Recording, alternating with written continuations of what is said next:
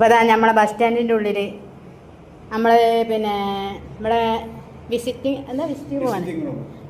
Room അതിൽ കുട്ടിക്ക് പാലെടുക്കാൻ കിടക്കാനുള്ള സ്ഥലമൊക്കെ ഉണ്ട്. അപ്പോൾ കുട്ടീനെ ഉറങ്ങുകയാണെങ്കിൽ ആ കുട്ടീനെ കിടത്താനുള്ള തൊട്ടിൽ വരെ ഉണ്ട് കേട്ടോ ഇവിടെ.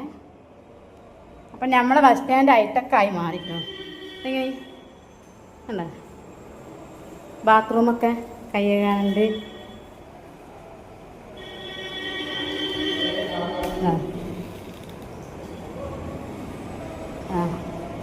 ഇതാണ് നമ്മളെ ബസ് സ്റ്റാൻഡ്. ബസ് സ്റ്റാൻഡാണ് ഇത്.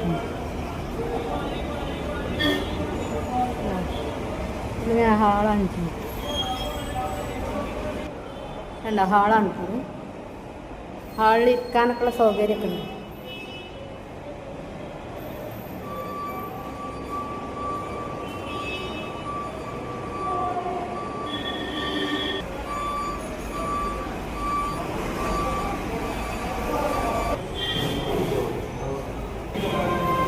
ആണുങ്ങൾക്ക് ഇരിക്കാനുള്ള സൗകര്യം.